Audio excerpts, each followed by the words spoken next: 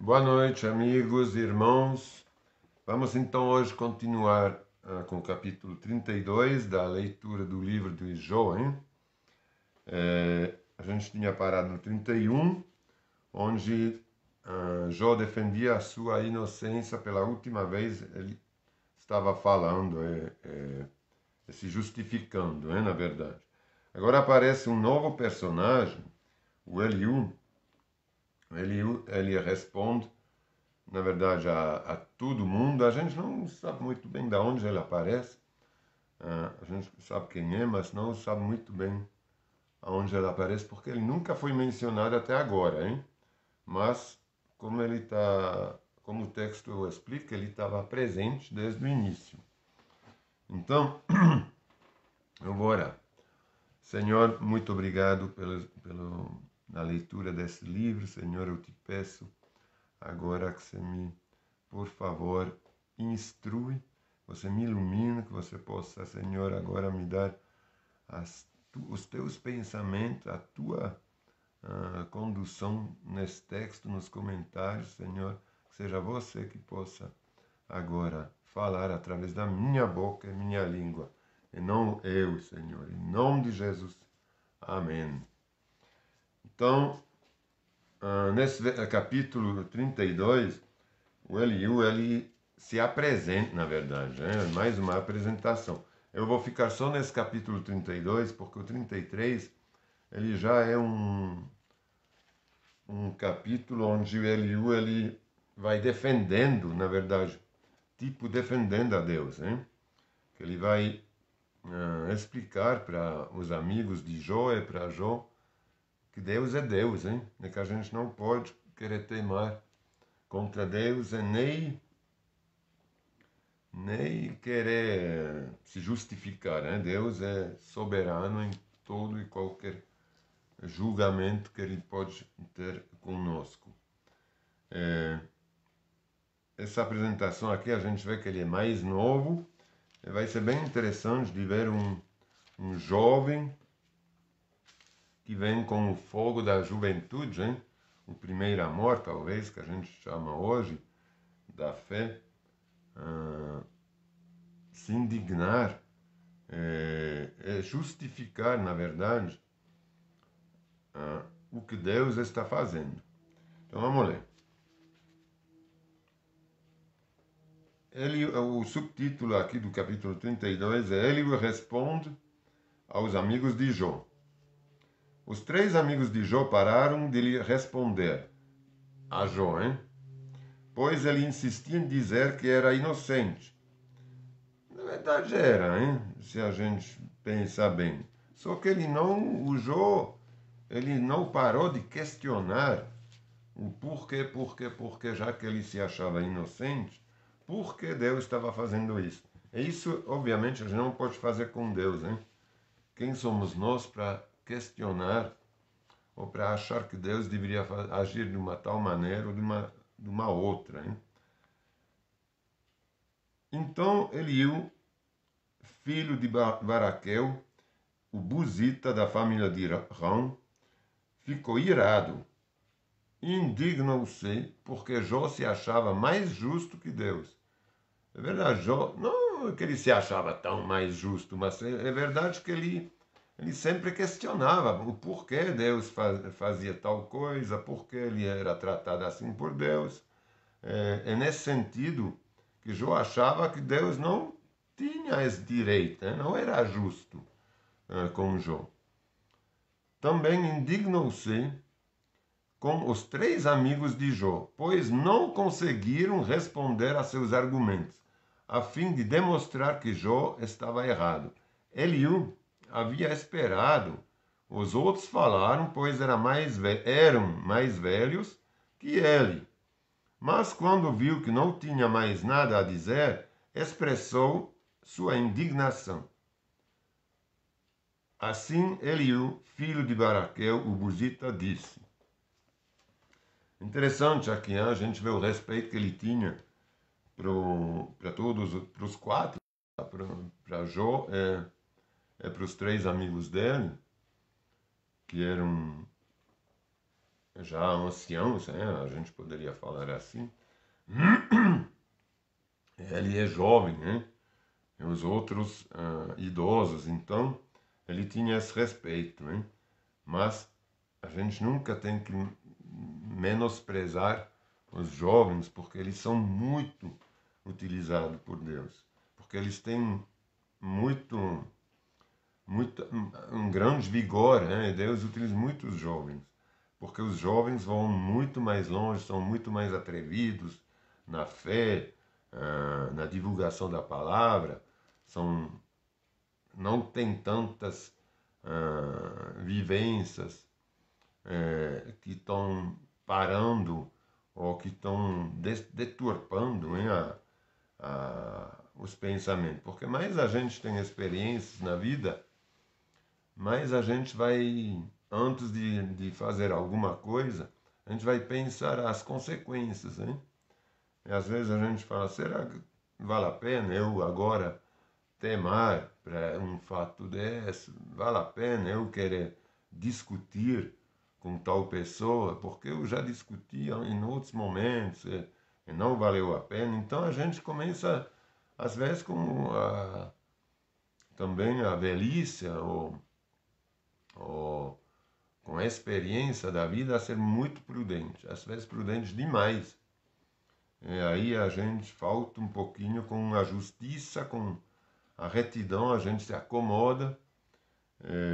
Ele vem aqui recolocar os pontos nos is, hein? Para todo mundo.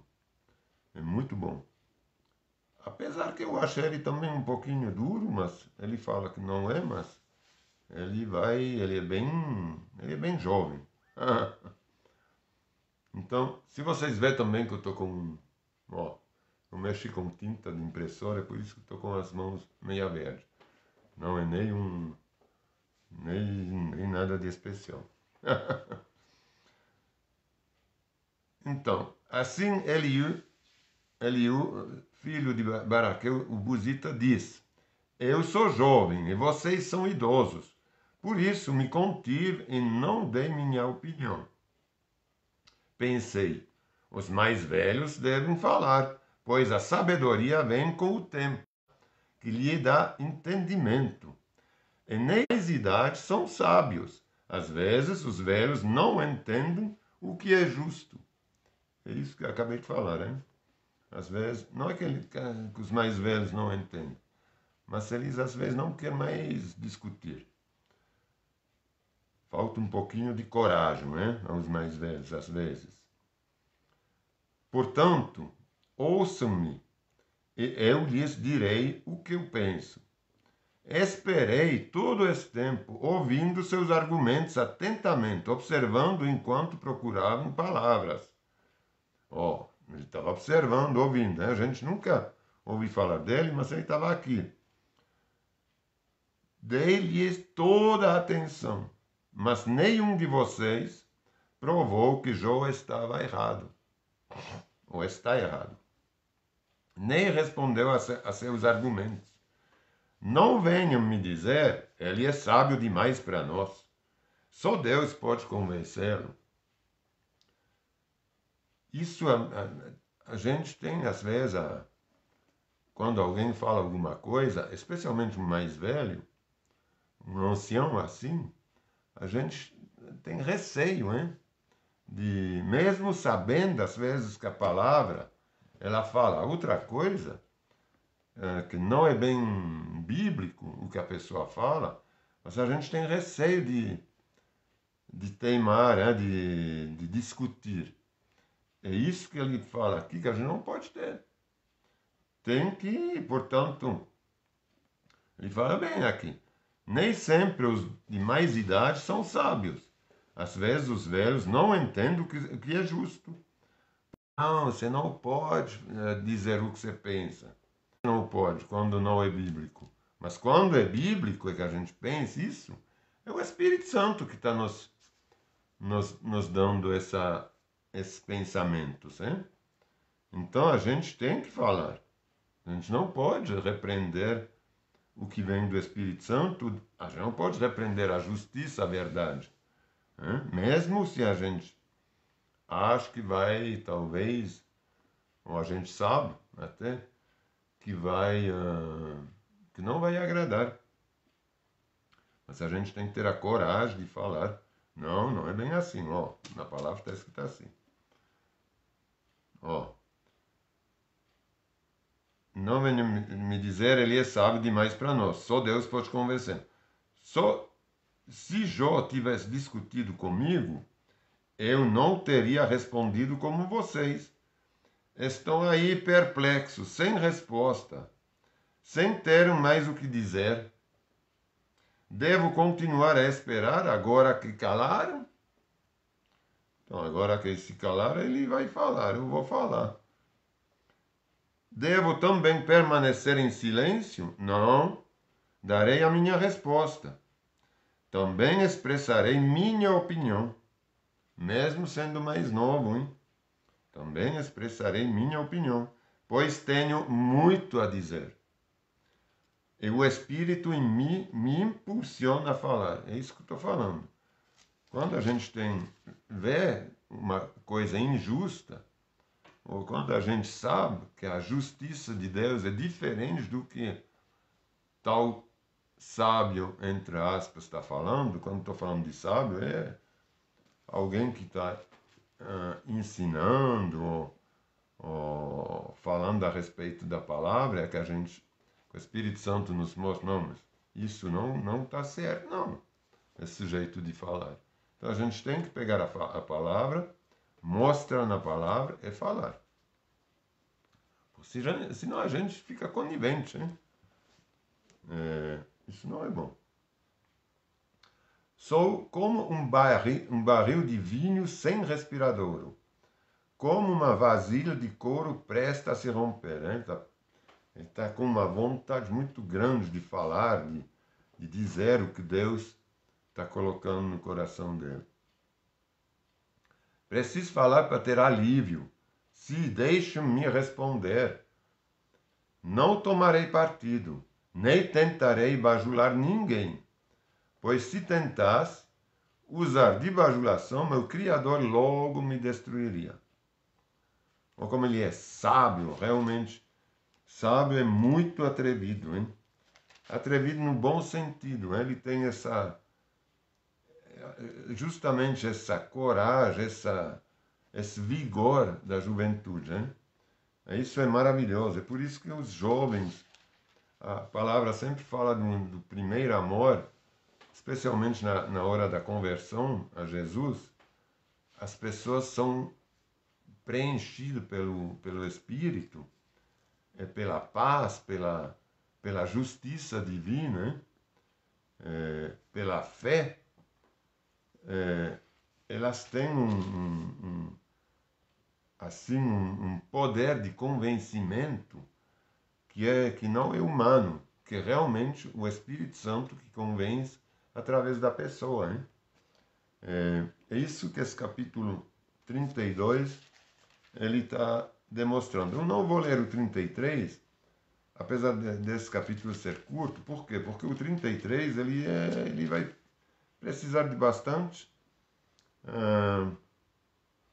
A gente vai passar mais tempo nele, porque o 33 é quando ele apresenta tudo o que ele fala. Vai ter muitos exemplos para a gente, hein? No 33. Então, eu passaria tempo demais agora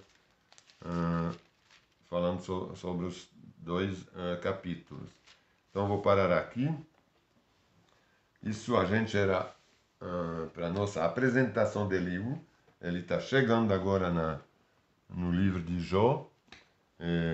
Ele é um rapaz muito, muito importante dentro da história de Jó, porque é ele que vem agora com toda a reflexão. Alguns capítulos agora a gente vai passar com ele, até o Senhor mesmo começar a falar, hein?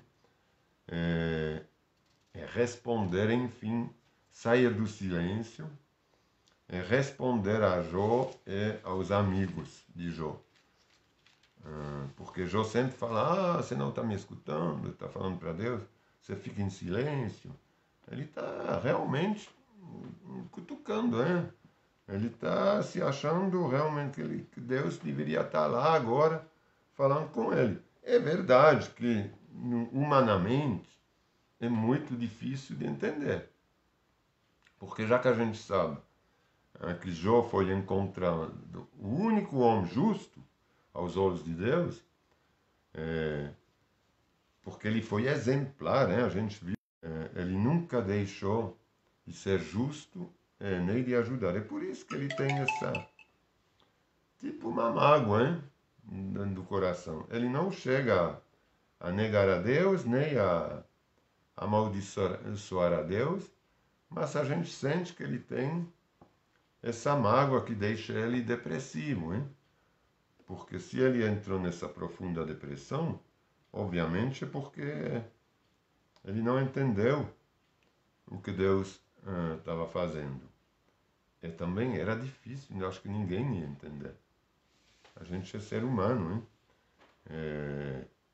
Verdadeiramente, lendo a história, eu duvido que alguém pudesse entender. Ele perdeu os filhos dele, ele perdeu tudo, hein? É do nada, de repente, sem ele ter justamente virado as costas para Deus. Então, é por isso que esse livro de Jó, ele ensina tanta coisa para a gente, ele é muito, muito importante.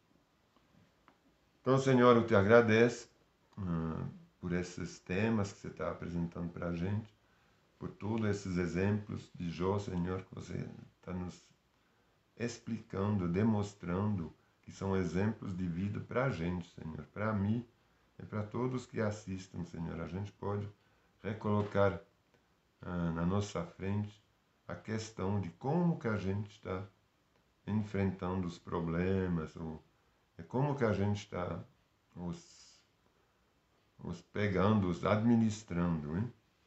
Porque uma coisa é enfrentar problemas, outra coisa é saber os administrar, sem culpar os outros, né? Mas simplesmente os administrando, sem culpar principalmente a Ti, Senhor, sabendo que Tu, Senhor, Tu és sempre, sempre, sempre na direção de todas as coisas das nossas vidas, Senhor. Mesmo quando tem problemas, Senhor, você está aqui olhando para a gente, sabendo tudo que acontece, por que acontece. E a gente, obviamente, não sabe o porquê das coisas, mas Tu, Senhor, sabe de tudo e sabe por que tudo acontece com a gente. Então, tudo tem um motivo e não somos nós que temos, que podemos questionar esses acontecimentos, hein? A gente só pode te pedir, nos ajudar a administrar, nos dar luz, a fim que a gente tenha, quando aconteçam as tribulações, Senhor, que a gente possa ver a luz também no fim do túnel, sabendo que Tu, Senhor, está nos guiando sempre. Te agradeço, Senhor, por essas palavras, por esses exemplos. Eu te peço a bênção, Senhor, em cima de todos que estão assistindo, em cima da minha vida e da vida de cada um, em nome de Jesus. Amém. Então a gente se vê para o capítulo 33, assim que der. Amanhã, depois da manhã, tá bom? Boa noite, fiquem com Deus.